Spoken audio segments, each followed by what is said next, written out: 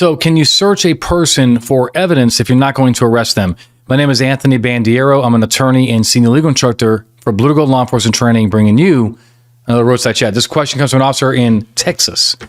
He says, I'm an FTO, and I love instructing my trainees on making felony arrests based on their own observations, not just what's dispatched in the call. That's good, right? You're teaching your officers how to work, how to do police work.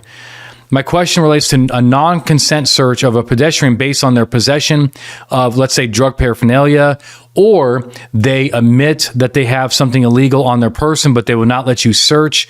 Can we search them, even if we have to cite and release? Okay.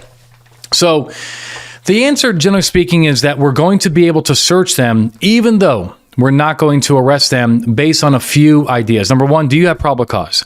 That's the first thing. You have to have probable cause to do a search for evidence. Number two, if you're not going to arrest them, do you still have a recognized exception to search? And the answer is most likely yes. Number one, you can try to ask for their consent. Most people will give you consent, especially if you tell them, hey, look, I'm not going to arrest you, but I need to recover the evidence, right? Or if they're like, nah, you can't go in my purse, you can't go in my backpack, you can't whatever. But you already have the PC because they admitted to it.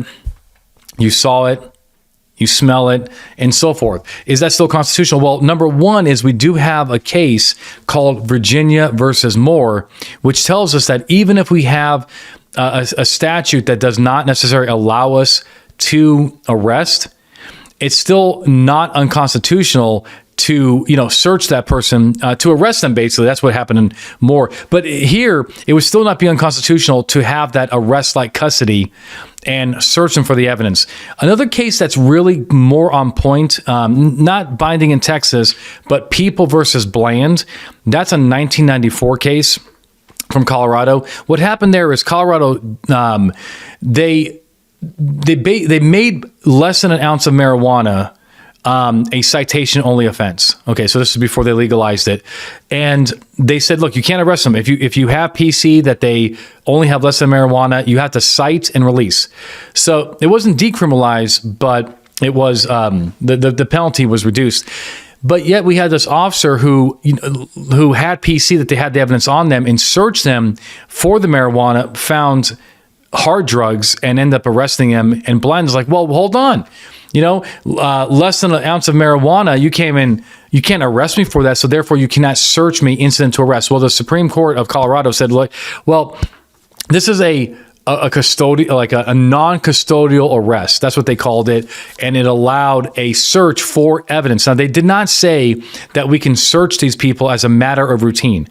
They just called it a non-custodial arrest. And they said, if you have PC, that they have more evidence on their person, you can recover it. But that's going to be constitutional. For if no other reason, you have agency that if you let that person go, you'll never see that evidence again, right? What are you going to do? Give them a deuces tecum? Subpoena and say, next time you come to court on your weed charge, make sure you bring that marijuana with you and show us what you had. They're not going to do that. So once you let them go, it's going to be gone. The other thing isn't constitutionally, right? Even though we can't arrest, but isn't searching them on scene, not a strip search, nothing crazy like that, but isn't searching them on scene, recovering that evidence, and then releasing them, least intrusive, then take them to jail, visual cavity search, full-blown search, put them in a jail cell, all these other intrusions. Isn't that less intrusive? If you had a choice about, hey, the cop will search you, grab the evidence, and release you, or he'll take you to jail and do a full-blown, booking search and everything, what would you choose, right? So that's a good case. The other one that I found that's pertinent to Texas is a case involving a passenger called Jordan versus State, 2012. What happened there was, and this is a Texas appellate court, 2012. What happened there was the officer smelled marijuana on Jordan and ended up searching him and so forth. And the court upheld it under this idea that searching the person with the probable cause, especially because you would never see that evidence again. So not directly on point, but something kind of like a similar case.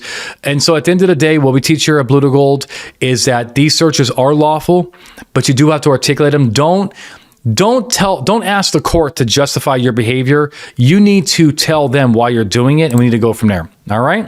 All right. I think you're going to be okay, though. If you like what we're doing here, hit like, subscribe, share with your friends. And until next time, my friends, you stay safe.